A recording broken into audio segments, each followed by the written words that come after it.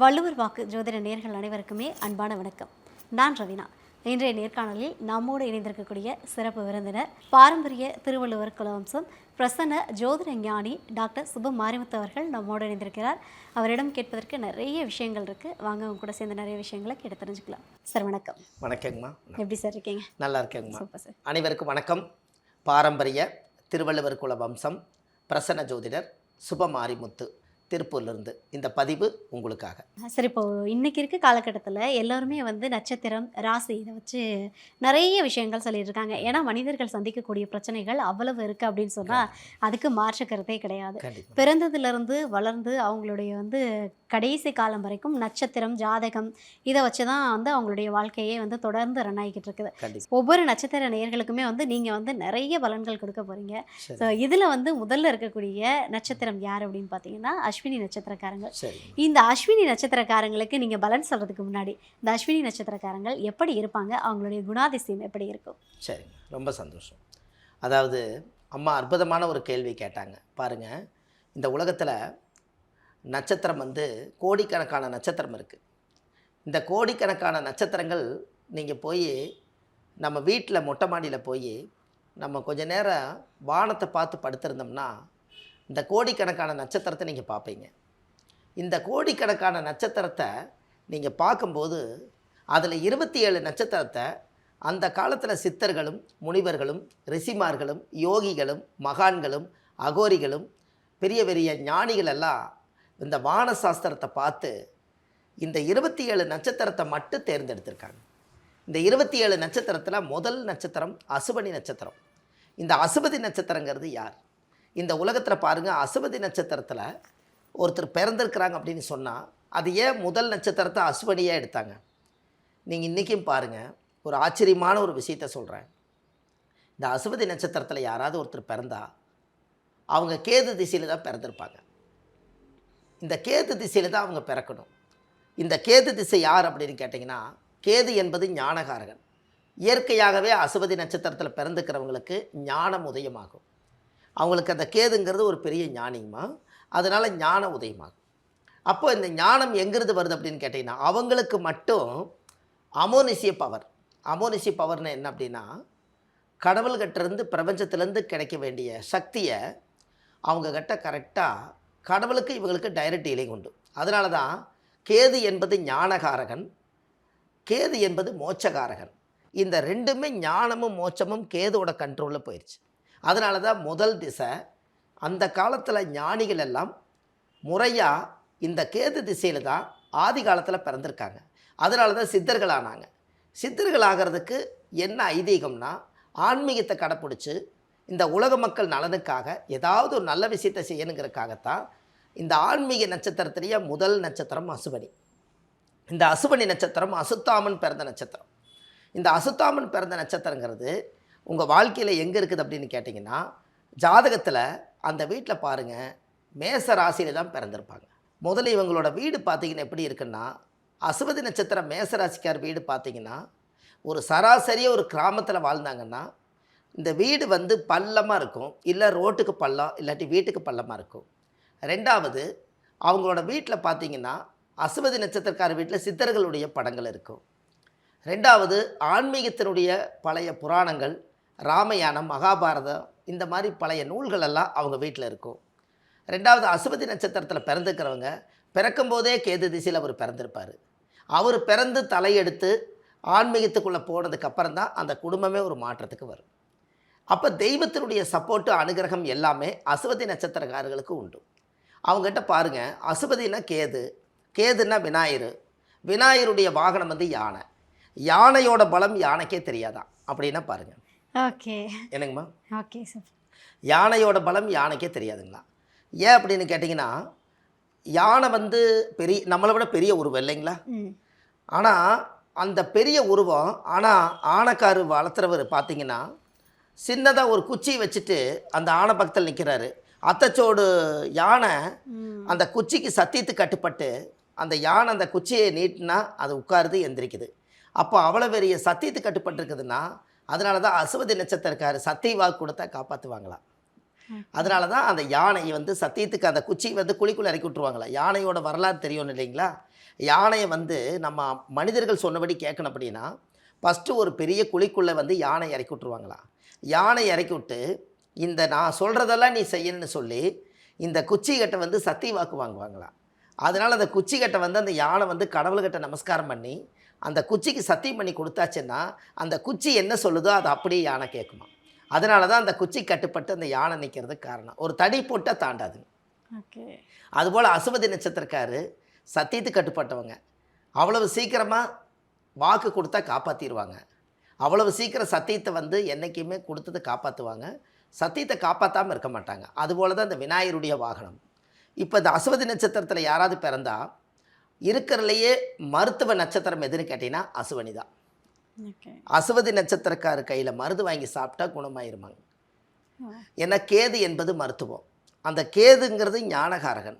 அந்த காலத்தில் வந்து அசுவதி நட்சத்திரம் வந்து முதல் மருத்துவமாக வச்சுருக்காங்க. பாருங்கள், அசுவதி நட்சத்திரம் மேச ராசி. அதோட வீடு வந்து மேசத்தில் சூரியனோட வீடு. சூரியன் என்பது வைத்தியம், அசுவனி என்பது மருத்துவம். இது எல்லாம் கலந்து மேச ராசியில் இருக்கிறனால முதல் நட்சத்திரக்காரு அசுவதி நட்சத்திரத்தில் பெரும்பாலும் பாருங்கள் அதிகமாக டாக்டர் நிறைய பேர் இருப்பாங்க. கிராமங்களில் வந்து வைத்தியர் இருப்பாங்க. இவங்கெல்லாம் பாருங்கள் அந்த குடும்பத்துக்குள்ளே அசுவதி நட்சத்திரக்காரி இருந்தால் அந்த ஊரில் ஒரு டாக்டர் ஒரு வைத்தியர் அந்த குடும்பத்திலே இருப்பாங்க, அந்த ஊர்லேயும் இருப்பாங்க. எப்போவுமே அசுவதி நட்சத்திரக்கார் வீட்டுக்கு பக்கத்தில் பாருங்கள் வைத்தியர் இருப்பார். அதே போல் பாருங்கள் ஆஸ்பத்திரி பக்கத்தில் இருக்கும். அதே போல் அங்கே சூரியன் உச்சமாக இருக்கிறனால அரசாங்க பதவி உள்ளவங்க அங்கே பக்கத்தில் இருப்பாங்க. அசுவதி நட்சத்திரம் மேசராசி முதல் வீடு செவ்வாயாக இருக்கிறனால அவங்க வீடு முதல் வீடாக இருக்கும். அந்த ஊரினுடைய எல்லையாக இருக்கும். எடுத்தோடனே முதல்ல அவங்க வீட்டில் தான் போய் கேட்பாங்க. அங்கே சூரியன் உச்சமாக இருக்கிறனால அரசாங்க அதிகாரிகள் எல்லாரும் அதை சுற்றி வாழ்ந்துட்டு இருப்பாங்க. அப்போ செவ்வாய் என்பது மருத்துவம், அதனால் நரசு குடியிருப்பாங்க. இப்படி எல்லாம் வந்து ஆதி காலத்தில் இந்த நட்சத்திரம் வாசம் எங்கே வாழுதோ அதை சுற்றி இந்த மனிதர்களுடைய அந்த சுவாசமும் அதில் இருக்குது. அப்போ இந்த அசுவதி நட்சத்திரத்துக்கு எவ்வளோ பெரிய பலன்கள் வருதுன்னு பாருங்கள். இதெல்லாம் அவருடைய ஒரிஜினல் கேரக்டர். கோபம் வராது, வந்தால் தாங்காது. ஏன் அப்படி? செவ்வாயின்னா தைரியம். அவங்ககிட்ட இருக்கிற தைரியம் மட்டும் யாருக்கிட்டையுமே இருக்காது. ஆணை வந்து சத்தியத்துக்கு கட்டுப்பட்டு அதுக்கு நம்ம ஏதோ தஞ்சமாக இருக்குது நம்ம நினைக்கிறோம். அதே யானை மதம் பிடிச்சதுன்னா ஒரு ஊரவே அழிச்சு போடும். அவ்வளவு கோபம் யானைக்கு வருது இல்லையா? அவ்வளவு கோபம் மேசராசிக்கிட்ட இருக்குது அசுவதி நட்சத்திரக்காட்ட. ஆனால் தன்னடக்கத்தோடு அவங்க வந்து எப்படியாவது நம்ம நல்லா இருப்போன்னு சொல்லி அவங்க அந்த பொறுமையாகவே இருப்பாங்க. அப்போ இந்த அசுவதி என்றைக்குமே உள்வாங்கக்கூடிய பவர் உண்டு. ஏன் அப்படின்னா கேது திசையில் தான் அவர் பிறந்திருப்பாங்க. இந்த கேது திசையில் பிறந்துக்குன்னா கேது என்பது ரிவேர்ஸு. அப்போ இது வந்து உள்வாங்கக்கூடிய சக்தி வந்து அவங்களுக்கு அதிகமாக இருக்கும். அப்போ எல்லாத்தையுமே உள்வாங்கி வச்சுருவாங்க. எல்லாமே மனசுக்குள்ளே போட்டு போட்டு அடக்கி வச்சு ஒரு நாள் இந்த மனசுலேருந்து ஒரு நாள் கோபம் வெடிக்கும் இல்லையா? அதுதான் மதம் பிடிக்கிறது. அதனால தான் மேசராசிக்காரர்களுக்கு கோபம் வராது, வந்தால் தாங்காது. அதே போல் அவங்கள கௌரவமாகவே வச்சுருக்கணும். ஏன் அப்படின்னு கேட்டிங்கன்னா மேச ராசியில் தான் சூரியன் உச்சம். சூரியன்னா கௌரவம். அவங்கள தாழ்த்தி பேசுனீங்கன்னா பிடிக்கவே பிடிக்காது. அவங்கள வந்து தன்னடக்கத்தோடு உங்களை போல் வாழ்கிறதுக்கு ஊருக்குள்ளே யாரும் இல்லைன்னு சொன்னீங்கன்னா அங்கேயே உங்களுக்கு ஒரு மாலை வாங்கி போட்டுருவாங்க. அந்த மாதிரி அவங்க புகழுக்கும் பேருக்கும் மாலைக்கும் மரியாதைக்கு கட்டுப்பட்டு வாழ்வாங்க. இது எல்லாமே அசுவதி நட்சத்திரம் தான் பாருங்களேன். அப்போது இந்த நட்சத்திரத்தில் ஒருத்தர் பிறந்தா பாருங்கள், இவர் வந்து 5 வயசில் 1 வருடத்தில் அறியா பருவத்தில் கொஞ்சி வர நேரத்தில் விளையாட்டாக இருந்திருப்பாங்க. இந்த 5 வயசுங்கும் போது அம்மா செல்லம். 10 வயசு வரும்போது அவங்களுடைய பக்குவ நிலைக்கு அவங்க வந்துடுவாங்க. இந்த 10 வயசுக்கு மேலே 15 வயசு 16 வயசு ஆகும்போது அவங்களுக்கு இந்த கல்வி காலங்கள் அவங்களுக்கு அதிகமாக இருந்திருக்கும். ஒரு 20 வயசு வரைக்கும் பார்த்திங்கன்னா அப்பா அம்மாவுடைய பேச்சு கட்டுப்பட்டே போகும். இந்த அசுவதி நட்சத்திரம் எது சொன்னாலும் சரிங்கம்மா சரிப்பான்னு கேட்பாங்க. 20 வயசுக்கு மேலே இவர் சொல்கிறது அவர் கேட்குற மாதிரி ஆயிரும். ஏன் அப்படின்னு கேட்டிங்கன்னா எல்லாமே அந்த அசுவதி நட்சத்திரக்காரர்கிட்ட பல திறமைகள் இருக்குது. அங்கே அப்பாவும் உச்சமாகிறாரு. இந்த குழந்தை பிறந்ததுக்கப்புறம் அப்பா பலமாயிருவார். இந்த குழந்தை பிறந்த சூரியன் உச்சம், அந்த ரூட்டில் மேசம் வந்து சூரியன் உச்சம். இப்போ இவங்கெல்லாம் வாழ்க்கையில் ஒரு பெரிய அளவுக்கு அப்பா அம்மா நல்லா வாழ்கிறதுக்கு ஒரு பெரிய அங்கீகாரத்தை உருவாக்குறதுக்கு இந்த குழந்தையே சாட்சி. அப்போ இந்த அஸ்வதி நட்சத்திரத்தில் யாராவது ஒருத்தர் பிறந்தா 20 வயசு வரைக்கும் படிப்பு காலம் போகும் இல்லைங்களாங்கம்மா? 20 வயசு வரைக்கும் படிப்பு காலம் போகும். இந்த 20 வயசுலேருந்து அப்போ அஸ்வதி நட்சத்திரம் கேது திசையில் அவங்க பிறந்திருந்தா கேது திசையை மொத்தம் 7 வருஷம் தாங்க. ஒரு 7 வருஷத்தில் தாயுடைய கர்ப்பத்திலிருந்து தொப்புள் கொடி அறுக்கும் நேரம் ஒரு 3 வருஷம் 6 மாதம் 10 நாள் அப்படி இருக்குதுன்னா அப்போ கேது திசை 3.5 வருஷம்தான். அவங்க ஒரு தாயோட கர்ப்பத்தில். அப்போ இந்த தாயோட கர்ப்பத்தில் 3.5 வருஷத்துக்கு அப்புறம் பார்த்தீங்கன்னா அதுக்கப்புறம் சுக்கிர திசை 20 வருஷங்க. அப்போ 20 வருஷம் ஒரு 3.5 வருஷம் எவ்வளவுங்க? 23.5 வருஷம் ஆச்சு. இந்த 23.5 வருஷத்துக்குள்ளே இவருக்கு சுக்கிர திசை முதலே போயிடுது. 23.5 வயசு அவர் மெச்சூரிட்டி ஆகிற காலத்தில் சுக்கிர திசை போயிடுது. ஆனால் அது என்ன ஆகும் அப்படின்னு கேட்டிங்கன்னா, அந்த சுக்கிர திசை பிறக்கும் போதே சுக்கிர திசை போகிறவங்களுக்கு என்ன யோகம்னா 20 வருஷ சுக்கிர திசை அந்த குடும்பத்துக்கு யோகம், இவருக்கு யோகம் இல்லை. ஏன்னா அவர் கேட்பார் இல்லைங்களா, எனக்கு 23 வயசு ஆச்சுங்க, நான் இப்போ தான் விவரம் தெரிஞ்சு படித்து சம்பாதிக்கலாம்னு நினைக்கும் போது எனக்கு சுக்கிர திசை போச்சுன்னு நினைப்பார். ஆனால் இவர் பிறந்ததுக்கு அப்புறம் இடம் வாங்குவாங்க, வீடு வாசல் கட்டுவாங்க, தொழில் அமைப்பாங்க, சமுதாயத்தில் பேர் புகழ சம்பாதிப்பாங்க, இந்த தெய்வ அம்சங்கள் எல்லாம் பொருந்தி கோயில் கட்டி கும்பாபிஷேகம் பண்ணி வைப்பாங்க. ஊருக்குள்ளே பெரிய மனுஷன் அப்பாவுக்கு எல்லா யோகத்தையுமே இந்த குழந்தை கொடுத்துரும். 23 வயசு வரும்போது சுக்கிர திசை முடிஞ்சு சூரிய திசை வந்துடும். அப்போது 23 வயசுக்கு மேலே இவருக்கு படிப்பு காலம் முடிஞ்சிடுங்களா? கண்டிப்பாக. ஆணுக்காக இருந்தாலும் சரி பெண்ணுக்காக இருந்தாலும் படிப்பு காலம் 20லேருந்து 23 வயசுக்குள்ளே முடிஞ்சிடும். அப்போ இனி 23 வயசுக்கு மேலே சூரியன் திசை ஒரு 6 வருஷம்னா 30 வயசுக்குள்ள கல்யாண யோகம் வந்துடும். கரெக்டுங்களாங்கம்மா? இப்போ பாருங்க, அவருக்கு சூரியன் திசைக்கு அசுவனி நட்சத்திரத்தில் பிறந்துக்கிறவங்களுக்கெல்லாம் அந்த பார்டரில் பார்த்தீங்கன்னா சுக்கிர திசை கடைக்கூர்லையும் சூரியன் திசையில் தான் உங்களுக்கு கல்யாணம் நடந்திருக்கு. இது நீங்கள் ஜாதகத்தை எடுத்து இப்போ செக் பண்ணினாலும் ஆமாங்க, எனக்கு கரெக்டாக 22 வயசு 23க்கு மேலே பொண்ணு பார்த்தாங்க, கல்யாணம் பண்ணேன். கரெக்டாக பார்த்தீங்கன்னா நீங்கள் சொன்ன மாதிரியே 30 வயசுக்குள்ளே எனக்கு கல்யாணம் முடிஞ்சிருச்சும்பாங்க. சில பேர்த்துக்கு திருமண தடை தோஷம் இருக்குங்க, அவங்களுக்கு எப்போவோ கல்யாணம் ஆகும். ஆனால் ஆர்டர் படி சூரியன் திசைக்குள்ளே இந்த உலகத்தில் அநேகம் பேருக்கு கல்யாணம் பண்ணி வச்சிடும் அசுவதி நட்சத்திரம். அப்போ பாருங்கள், அசுவதி நட்சத்திரத்தில் ஒருத்தர் பிறந்தால் சூரியன் திசையில் அவங்க கல்யாணம் பண்ணுறாங்க. அப்படின்னு என்னங்க, அப்பா தான் சூரியன், அப்பாவோட உயிர் கரு போய் அம்மா கர்ப்பத்தில் வச்சு தானே ஒரு குழந்தை உருவாகுது. அப்போ கரு உருவாகும் போதே கர்மா உருவாயிருமா, அப்போவே பிறக்கும் போதே விதைக்கப்பட்டது. உனக்கு அசுவதி நட்சத்திரத்தில் பிறந்தால் கேது திசை முடிஞ்சு சுக்கிர திசை முடிஞ்சு 3ஆம் திசை சூரியன் திசை. இந்த 3ஆம் திசை சூரியன் திசை வந்தாச்சுன்னா அவங்களுக்கு யோகம் வந்தாச்சு. அப்போ சூரியன் திசையில் இவர் கல்யாணம் பண்ணுவார். அதுக்கு அடுத்தது சந்திரன் திசை 10 வருஷங்க. 30 10 எவ்வளவுங்க? 40 வயசு ஆச்சு. அப்போ கரெக்டாக பாருங்கள், 40 வயசுக்குள்ள இந்த 30 வயசுக்கு மேலே கல்யாணம் பண்ணதுக்கப்புறம் கொஞ்ச நாள் கணவன் மனைவி நல்லா சந்தோஷமாக வாழ்ந்து முடிச்சுட்டு குழந்தைகள் உருவாகிடுவாங்க. அந்த குழந்தைகளுக்காகவே படிப்பு, அவங்களுடைய எதிர்கால திட்டங்கள், அவங்களுக்குன்னு நாளைக்கு வந்து ஒரு டாக்டர் படிக்க வைக்கணும், இந்த பிறந்த குழந்தைய நான் கலெக்டருக்கு படிக்க வைக்கணும், இப்படி எல்லாம் ஒரு திட்டங்கள் எல்லாம் இந்த 30 வயசுக்கு மேலே குழந்தைகள் பிறந்த உடனே 40 வயசுக்கு மேலே குழந்தைங்க மேலே எண்ணம் போயிடும். இந்த குழந்தைகளை எப்படியாவது படிக்க வைக்கிறதுக்கு நாம் இந்த உடம்பை ஒத்துழைச்சு நம்ம கணவன் மனைவி 2 பேரும் பாடுபட்டாதான் இந்த குழந்தைய காப்பாற்ற முடியுங்கிற எண்ணத்துக்கு இவங்க போயிடுவாங்க. இந்த அசுவதி நட்சத்திரம் பாருங்கள், இவங்களுக்கு வந்து ஆசையினால் கல்யாணமும் நடக்குது. 30 வயசுக்கு மேலே குழந்தைகளுக்காக வாழ்கிறாங்க. அதுக்கு மேலே 30லேருந்து 40 வயசுக்குள்ளே இவங்களுக்காக வாழ்ந்துட்டு கடைசியில் குழந்தைகளுக்காக வாழ்கிற காலமே 40 வயசுக்குள்ளே. அப்போது இப்போ நீங்கள் பார்த்தோம்னா கணக்கு பார்த்தா சந்திரன் திசை வந்து 40 வயசுக்குள்ளே வருது. அப்படி தானுங்கம்மா? இந்த 40 வயசுக்குள்ளே இவங்களுக்கு என்ன எண்ணம் தோணும்னா, இத்தனை காலமாக நம்ம கஷ்டப்பட்டு வளர்ந்தோம், படித்தோம், கல்யாணம் மூச்சோம், இனிமேல் நம்ம சந்திரனை வீடு, நம்ம சமுதாயத்தில் நாம் ஒரு அட்ரஸ் மாதிரி குடியிருக்கிற மாதிரி ஒரு நல்ல வீடு கட்டிடணும், நம்ம கால்நடையாக போகாமல் ஒரு கௌரவமாக நம்மளுடைய ஒரு வாகனத்தில் ஒரு கார் வாங்கணும். இந்த எண்ணம் 30லேருந்து 40 வயசுக்குள்ளே அசுவதி நட்சத்திரக்காருக்கு வரும். இந்த யோகத்தையே அது கொடுத்துருங்க. சந்திரன் என்பது ரிஷபத்தில் உச்சமாவார். ரிஷப வாகனம் அந்த காலத்தில் கண்ணன் தேரோட்டினார். அது மாதிரி அந்த சந்திர திசையில் பிறந்த ரோகிணி கார் ஓட்டும். அப்போ காரு வீடும் 40 வயசுக்குள்ளே இந்த யோகங்க. யாருக்கு? அசுவதி நட்சத்திரத்தில் பிறந்துக்கிறவங்களுக்கு. இந்த காரு வாங்கி வீடு வாசலெல்லாம் கட்டும்போது 40 வயசுக்கு மேலே அந்த சந்திர திசையில் ஒரு வீட்டை கொடுத்துரும். இல்லை அவங்க லோன் வாங்கியாவது கட்டுவாங்க. அதாவது யோகம்ங்கிறது ஒரு மனிதனுக்கு சம்பாரித்து தான் வரணுங்கிறது இல்லை, கடன் வாங்கியாவது வீட்டை கட்டி இந்த குழந்தைகளை எல்லாம் வாடகை வீட்டில் இருக்கிறவங்கள சொந்தமாக்கி இந்த சமுதாயத்துக்குள்ளே நானும் சொந்த வீட்டில் இருக்கிறேன்னு ஒரு புண்ணிய கிரகப்பிரகாசம் பண்ணி அவங்க வாழ்ந்த தாய் தந்தைகள் அவங்களுடைய சமுதாயத்தில் இருக்கக்கூடிய மக்கள் எல்லாத்தையும் ஒருங்கிணைச்சு நான் இந்த இடத்துல வீடு வாசல் கட்டியிருக்கேன், எல்லோரும் வந்து என்னை ஆசீர்வாதம் பண்ணிட்டு போங்கன்னு சொல்லி 40 வயசுக்குள்ளேயே கல்யாணம் பண்ணி வீடு வாசல் அமைஞ்சு குழந்தை அமையிறது அசுவதி நட்சத்திரக்காரர்களுக்கு 40 வயசுக்குள்ளே இது எல்லாமே நடந்திருக்கு. என்னங்கம்மா? ஓகே. இதை நீங்கள் இப்போ செக் பண்ணீங்கனாலும் ஒரு பேனாவும் ஒரு நோட்டும் எடுத்துக்கோங்க. ஆ. நீங்கள் தாயோட கர்ப்பத்தில் பிறக்கும்போது எவ்வளவு இருப்பு இருக்குதுன்னு பாருங்கள். அதில் ஒரு 6 மாதம் ஒரு வருஷம் நம்ம சொல்கிறதுல முன்ன பின்ன இருக்கலாம். ஆனால் இந்த ஆர்டராக நம்ம எந்த வயசில் படித்தோம், எந்த வயசில் கல்யாணம் பண்ணோம், எப்போ குழந்தை பெற்றோம், எப்போ குழந்தைக்காக வாழ்ந்தோம், எப்போ வீடு கட்டணும்னு எடுத்து பார்த்தீங்கன்னா இந்த அசுவதி நட்சத்திரம் பிறந்துக்கிறவங்களுக்கு 40 வயசுக்குள்ளே இதெல்லாம் ஆர்டராக நடந்துடும். ஓகே.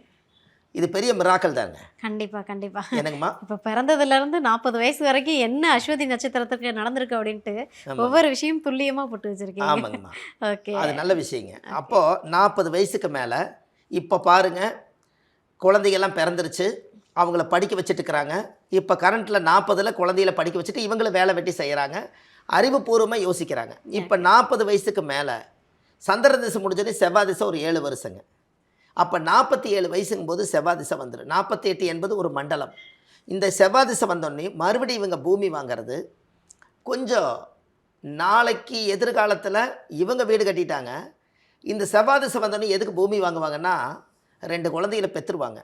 ஓகே. அவங்களுக்கு நாளைக்கு வந்து இந்த ஒரு வீட்டில் குடியிருக்க முடியாதுன்னு வாரிசு சொத்தாக உருவாக்குறதுக்காக அவங்களுக்கு ஒரு இடம் வாங்கி வச்சுக்கலாம்.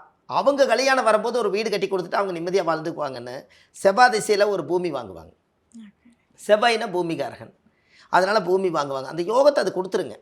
ஏன்னா அசுவதி நட்சத்திரத்தில் பிறந்துக்கிறவங்களுக்கு செவ்வாயோட வீட்டில் தான் அவர் பிறந்திருப்பார்.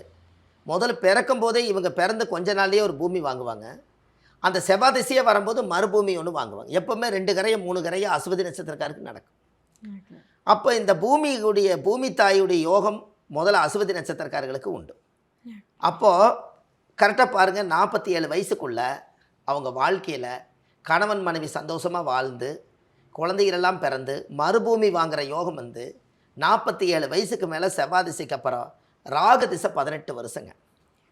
எப்படி? நான் ராகு திசை 18 வருஷம். அப்போ 47 48 வயசு வரைக்கும் வச்சுக்கலாமுங்க. அப்போ 48ம் ஒரு 18 எப்படி? 48 ஒரு 18 அப்படி வரும்போது உங்களுக்கு என்ன ஆகுதுங்க? 58 கிட்டத்தட்ட 66 வயசு ஆகுது இல்லைங்களா? 66 வயசுக்குள்ளே ஆல்ரெடி அசுவதி நட்சத்திரக்காருக்கு 66 வயசுன்னா நம்மளுக்கு 60 வயசுலேயே ரிட்டையர்டு தானே. என்னங்க? கண்டிப்பா. 60 வயசே வந்து கவர்மெண்ட் அங்கீகாரம். 60 வயசு உழைச்சிட்டு 60 வருஷம் மீதியை அப்படியே உடம்பை பராமரிச்சுட்டு நீங்கள் இந்த பூமியில் பொன்னாட்டம் வாழ்ந்துட்டு போயிருங்கன்னு 60 வயசு வரைக்கும் எல்லாம் ஆடி அடங்கி நம்ம வீட்டில் உட்கார்ற வயசு வந்து 60. ஆனால் அவருக்கு யோகம் பாருங்கள், 66 வயசு வரைக்கும் ராகு திசை இருக்குது. இந்த ராகு திசையில் எல்லா கடமையும் முடிச்சிருவாங்க. அசுவதி நட்சத்திரத்தில் ஆண் பிறந்தாலும் சரி பெண் பிறந்தாலும் சரி 66 வயசுக்குள்ளே அவங்க பிறந்து தலையெடுத்து பாருங்கள் எப்படியெல்லாம் படித்து கல்யாணம் பண்ணி குழந்தைகளெல்லாம் பெற்று வளர்த்தி ஆளாக்கி கடைசியாக வந்து அதுகளுக்கு பிள்ளைகளுக்கு கடமை 2 குழந்தை பிறந்தாலும் கூட 2 குழந்தைகளுக்கு அப்போ இவங்களுக்கு வயசு நீங்கள் கணக்கு போடணும் இல்லைங்களா? இவங்களுக்கு 66 வயசுன்னா 30 வயசுக்குள்ளே கல்யாணம் நடக்குதுன்னா பிள்ளைகளுக்கு 33 வயசு வந்துடும் இல்லைங்களா? அதனால் அவங்களுக்கு 30 வயசு வரும்போது இவங்களுக்கு 66. ஓகே. அதனால் கண்டிப்பாக இந்த பக்குவ நிலைக்கு வரும்போது மாப்பிள்ளை வந்து பொண்ணு கேட்பாங்க, பொண்ணு மாப்பிள்ளை கேட்பாங்க இல்லைங்களா? அப்போ 60 வயசுக்குள்ளே இவங்க பெற்ற குழந்தைங்க 2 பேர்த்துக்குமே கல்யாணம் பண்ணி கொடுத்து அந்த குழந்தைங்களுக்கு பேர்காலம் பார்த்து அதுகளுக்கு வளகாப்பு செய்து அந்த வளகாப்பு செஞ்ச குழந்தை எடுத்து இந்த அம்மா எடுத்து வளர்த்துற அளவுக்கு 66 வயசுக்குள்ளே இவ்வளோ யோகத்தை கொடுக்குதுங்க அசுவனி நட்சத்திரத்துக்கு. இது எப்படின்னு பாருங்களேன். Super super. அதாவது பிறப்பிலிருந்து இறப்பு வரை அப்படின்ற மாதிரி ஆமாங்க. அஸ்வினி நட்சத்திரக்காரங்கள் வந்து தன்னுடைய கொள்ளு பேத்தி வரைக்குமே வந்து ஆமாங்க. அந்த வாழ்க்கையை ரொம்ப அழகா வாழ்வாங்கன்னு அழகாக வாழ்கிறதுக்கு அந்த திசை ஆர்டர் கொடுக்குதுங்க. ஆ. பிறக்கும்போது கேது திசையில் பிறந்தாங்க. 1ஆம் திசை, 2ஆம் திசை சுக்கிரன் திசை, 3ஆம் திசை சூரியன். சூரியன் திசை, 4ஆம் திசை சந்திரன் திசை, 5ஆம் திசை செவ்வாய் திசை, செவ்வாய். 6ஆம் திசை ராகு திசை. இருக்கிறதே 9 திசை தான். கண்டிப்பா. இதில் 6ஆம் திசைக்குள்ளேயே 6ஆம் இடம் என்பது உழைப்பு அடங்கிருது. 6 என்பது உழைச்ச பலன் பின்னாடி வந்துடுது. ஓகே. இவங்க வாழ்க்கையில் எப்படியோ கஷ்டப்பட்டு இவங்களுக்கு 66 வயசு வரைக்கும் அப்போ இந்த கஷ்டத்தை அனுபவிச்சு ஆகணும். நல்லதோ கெட்டதோ எல்லாத்தையும் இந்த உலகத்தை சுற்றி பார்த்துட்டு 60 வயசுக்குள்ளே தன்னுடைய பெண்கள் நம்மளுடைய பெத்த மக்களுக்கு கல்யாணம் பண்ணி வச்சுட்டு அவங்க நிம்மதியாக வாழக்கூடிய காலம் ராகு திசையில் தான் அவங்க வந்து வீட்டோடு உட்காருவாங்க. அவங்கள வேலைக்கே போக சொன்னாலும் ராகு திசை வந்தால் அவ்வளோதானுங்க. என்னோடய உடம்பு நல்ல ரத்தம் இருந்தது, ஒரு காலத்தை நான் உழைச்சேன், நான் பாடுபட்டேன் பாருங்க, அந்த பிள்ளைக்கு நான் வந்து இடம் வாங்கி வச்சேன், கொஞ்சம் நகை நட்டு சேர்த்தி வச்சேன், ஒரு இடம் வாங்கி வீடு கட்டி வச்சேன், இவ்வளோ தாங்க இந்த நெஞ்சு பாடுபட்டுது, இப்படியெல்லாம் ஆதி காலத்தில் முன்னோர்கள் கஷ்டத்தோட வறுமையிலையும் கூட ம். அவ்வளவு தூரம் தன்னுடைய பிள்ளைகளுக்காக வாழக்கூடிய ஒரே நட்சத்திரம் அசுவனி. சூப்பர். குழந்தைகளுக்காகங்க. என்ன இதில் என்னென்னா ஒரு விஷயம் என்னென்னா, அசுவதி நட்சத்திரக்காரருடைய குடும்பத்துக்குள்ளே கருக்கலைப்பு நிறைய நடக்கும். எப்படி கருக்கலைப்பு அப்படின்னா அசுத்தாமன் பிறந்த நட்சத்திரம், அந்த கருக்கலைப்பு நடந்தது. எல்லாருடைய வீட்லேயுமே அசுவதி நட்சத்திரக்கார வீட்டில் ஒரு கருக்கலைப்பாவது வரும். அதனால் என்ன அப்படின்னு கேட்டிங்கன்னா, இந்த குழந்தைகளுக்கு வந்து அந்த தோஷங்கள் வராமல் இருக்கிறதுக்காக எப்போவுமே குரு பகவானை இவங்க கையோட கும்பிடணும். குரு தான் குழந்தை, அதனால் அதை கையோட கும்பிடணும். ரெண்டாவது, அசுவதி நட்சத்திரத்தில் இவ்வளவு தூரம் இவங்க ட்ராவல் பண்ணி வரும்போது கடைசி காலத்தில் தெய்வ அம்சத்தோட இவங்க நிம்மதியாக வாழ்ந்து பேரு புகழெல்லாம் சம்பாரித்து கடைசியாக அந்த குழந்தைகளுக்கெல்லாம் தன் கடமையெல்லாம் முடித்து வச்சுட்டு இவங்க வாழ்க்கையில் இனிமேல் நம்மளுக்கு எல்லா பிரச்சனையும் முடிஞ்சுது, இனி நம்ம கணவன் மனைவி நம்ம வந்து அமைதியாக வாழ்ந்துட்டு குழந்தைங்க வந்து பேரம்பேத்தி கொடுத்தா நம்ம வளர்த்துவோம், இல்லைன்னா நம்ம கோயிலாக போய் புண்ணியத்தை தேடுவேன்னு சொல்லி கடைசி காலத்தில் ஆன்மீகம் தான் கை கொடுக்குங்க. என்னங்கம்மா, ஆன்மீகம் தான் கை கொடுக்கும். இந்த ஆன்மீகத்துக்காக எந்த கோயிலுக்காக இருந்தாலும் அவங்க விளக்கு போடுவாங்க, பூஜை பண்ணுவாங்க, சாமி கும்பிடுவாங்க, வீட்டை கோயிலாட்டம் வச்சுருப்பாங்க. எப்போவுமே முருகா முருகாம்பாங்க, ராமா ராமாம்பாங்க. அவங்க வீட்டில் ராமாயணம் மகாபாரதமெல்லாம் படித்த பெரியவங்கெல்லாம் இருப்பாங்க. இவங்களதெல்லாம் சேர்த்து வச்சு மொத்தமாக பார்த்திங்கன்னா அவங்களோட வாழ்க்கையில் அசுவதி நட்சத்திரத்தில் பிறந்து எந்த ஒரு பாவத்தையும் சாபத்தையும் கர்மத்தையும் சுமக்காத நட்சத்திரம் அசுவனி. ஏன்னா அதனால தான் சித்தர்கள் எல்லாம் யோசித்து அசுவனி நட்சத்திரத்தை முதல் நட்சத்திரமாக வச்சுருக்காங்க. அப்போ அதுக்கு தோஷம் இல்லையல்ல. ஏன் அப்படின்னா பிறப்பும் அங்கே தான் பிறக்குது, கடைசியில் இறப்பும் கேதுல தான் முடியுது பாருங்கள். அதாவது அசுவதி நட்சத்திரம் கேது என்பது மோட்சம்னு அதை நம்ம சொல்கிறோம், விதையை விதைச்சதும் அசுவனியில் தான் சொல்கிறோம். அப்போ ஞானகாரகனும் மோட்சகாரகனும் அவர் தானே. அப்போ ஒரே உயிருக்குள்ளே 2 அர்த்தத்தை வச்சுருக்காரு ஆண்டவன். இப்படியெல்லாம் யோசிச்சிருப்பாங்கன்னு பாருங்கள். 18 சித்தர்கள் எதுக்காக இந்த உலகத்துக்கு வந்தாங்கன்னா, லட்சக்கணக்கான சித்தர்கள் வாழ்ந்திருக்கலாம், ஆனால் இந்த உலக பிரபஞ்சத்துக்கு கனெக்டட் ஆனவங்க 18 பேர் தான். அதனால தான் 18 சித்தர்கள்னு பேர். அந்த 18 சித்தர்களில் யாரோ ஒருத்தர் அசுவதி நட்சத்திரத்தை இந்த உலகத்தில் பிரபஞ்சத்தில் இப்படித்தான் வாழ்ந்துட்டு போகணும்னு சொல்லி ஆதி காலத்தில் சாஸ்திரப்படி எழுதுனதுனால அதன்படி ஆர்டராக இன்றைக்கி இந்த திசையை கண்டுபிடிச்சது சித்தர்கள் தான், அந்த புத்தியை கண்டுபிடிச்சது சித்தர்கள் தான். இந்த திசைகளுக்கெல்லாம் வருஷம் போட்டது அவங்க தானே போட்டிருப்பாங்க. 120 வருஷம் ஒரு மனிதனுக்கு ஆயுள் வேணும்னு சொல்லி இது யார் இதை கண்டுபிடிச்சிருப்பா? பெரிய மிராக்கள் இல்லைங்களா? நீங்கள் 120 வருஷம் வரும்போது உடம்பு மெலிஞ்சு தடி ஊனிடுறாரு இல்லைங்க. அப்போது அந்த காலத்திலேயே ஆதி காலத்திலேயே தடி ஊன்றது எந்த உடம்பு வந்து எவ்வளவு நாள் இந்த ரத்தம் வந்து நம்மளுக்கு பிடிப்பில் நிற்கும், தாயுடைய கர்ப்பத்திலேருந்து தொப்புள் கொடி அறுக்கும்போது குழந்தை சக்தி, அதுக்கப்புறம் மனித சக்தி, அதுக்கப்புறம் ஞான சக்தி, அதுக்கப்புறம் இந்த மோட்ச சக்தி, இது வரைக்கும் வரும்போது கரெக்டாக பார்த்தா 120 வருஷத்துக்கு தான் இந்த உடம்பு கெப்பாசிட்டி தாங்கும். இந்த 120 வருஷத்தை எப்படி கொடுத்துருக்காங்கன்னா, அந்த காலத்தில் சூரியன் திசை 6 வருஷம், சந்திரன் திசை 10 வருஷம், செவ்வாய் திசை 7 வருஷம், ராகு திசை 18 வருஷம், குரு திசை 16 வருஷம், சனி 19 வருஷம், சனி 19 வருஷம், புதன் 17 வருஷம், கேது 7 வருஷம், சுக்கிரன் 20 வருஷம். இதை மொத்த கூட்டினீங்கன்னா 120 வருஷம் வரும். இந்த 120 வருஷம் இவங்க ஒவ்வொரு நாளும் கடக்கும்போது இவங்க உடம்புல இருந்து ஒரு நாள் கழிச்சிட்டால் 120 வருஷத்தில் ஒரு நாள் கழிஞ்சாலும் ஒரு வருஷம் கழிஞ்சாலும் இவங்களோட ஆயுள் 120 வருஷத்துக்கு தான் ஆண்டவன் அந்த காலத்தில் எழுதி வச்சுருக்காங்க. அந்த 120 வருஷம் முடிஞ்சோடனே நீ போயிட்டு இந்த பூமிக்குள்ளேருந்து போயிட்டு மறுபிறவை எடுத்து வா அப்படிங்கிறக்காகத்தான் அசுவதி நட்சத்திரம் என்பது மோட்சத்துக்கு போங்கன்னு ஆதி காலத்திலே முன்னோர்கள் அதை உருவாக்கியிருக்காங்க இல்லைங்களாம்மா. இதுக்கு எல்லாத்துக்குமே இந்த நட்சத்திரத்துக்கு ஒரு கோயில் வேணும் இல்லைங்களா? கண்டிப்பாக. இந்த நட்சத்திரத்துக்குன்னு ஒரு கோயில் வேணும் இல்லைங்களா? அந்த கோயிலை வந்து வாழ்க்கையில் அசுவதி நட்சத்திரத்தன்னைக்கு இந்த பூமிக்கு நீங்கள் வந்திருக்கிறீங்கன்னா அந்த பூமிக்கு வரும்போது அந்த அசுவதி நட்சத்திரத்தினுடைய தாயுடைய வாசலுக்கு நீங்கள் போயிட்டு வந்தால் தானே உங்களுடைய ஜென்ம நட்சத்திர தோஷ நிவர்த்தி ஆகும். கண்டிப்பாக. என்னங்கம்மா? கண்டிப்பாக. எல்லாரும் அதை நம்ம தெரிஞ்சுக்கணும் இல்லைங்களா? கண்டிப்பாக. என்னங்கம்மா? அப்போ நம்மளுடைய நட்சத்திரத்துக்குன்னு ஒரு கோயில் இருக்குதுங்க இந்த உலகத்தில். அதுவும் சித்தர்கள் தான் கட்டி வச்சுருக்காங்க. அதுவும் நம்ம கட்டி வைக்கலைங்க. ஆதி காலத்தில் கனபூதங்கள் எல்லாம் கட்டி வச்சு எத்தனையோ மகான்கள் எல்லாம் பூஜை பண்ணி அவங்கவுங்களுடைய நட்சத்திர தோஷத்தை நிவர்த்தி பண்ணுறதுக்காக பெரிய மகான்களே அந்த கோயிலுக்கு போய் வணங்கிட்டு வந்திருக்காங்க. இந்த மனித பிறவி இந்த ஜென்ரேஷன் தாங்க. ஒரு 300-400 வருஷத்துக்கு முன்னாடி எல்லாமே நீதியாக வாழ்ந்தவங்க நிறைய பேர் இருப்பாங்க. அவங்கெல்லாம் மகான்களாக மாறியிருப்பாங்க. அவங்கெல்லாம் போய் நான் இந்த நட்சத்திரத்தில் பிறந்தால் அதுக்கு அடையாளம் அந்த நட்சத்திரத்தினுடைய சிவனவோ அந்த பெருமாளவோ நான் பார்த்துட்டு வந்தால் தான் எனக்கு மோட்சம் கிடைக்குன்னு பிறந்த நட்சத்திர கோயில் போயிட்டு வந்தால் தான் பிறப்பு திசை வேலை செய்யும். ஓகே. என்னங்கம்மா? சூப்பர். ஆமாம், அந்த நட்சத்திர கோயிலை இப்போ நான் உங்களுக்கு சொல்கிறேன். கண்டிப்பா. அது இங்கே கண்டிப்பாக அதை நம்ம அந்த கோயிலில் போய் நீங்கள் வணங்கிட்டு வந்தாலே உங்களுடைய கர்ம கழியும். இந்த கர்ம கழியும். தர்மங்கள் செய்ய செய்ய கர்மங்கள் குறையுமா, தீரும்னு எந்த புக்கிலும் இல்லை. இந்த புத்தகத்தை நான் எழுதியிருக்கேன். ஓகே. ஆமாம், நீங்கள் இதை தெரிஞ்சுக்கணும் இல்லைங்களா? கண்டிப்பா. இந்த புத்தகம் அசுவதி நட்சத்திரம் எல்லாமே இருக்குதுங்க பாருங்கள். இது ஆதிகால பரிகாரங்கள்னு போட்டிருக்கு பாருங்க.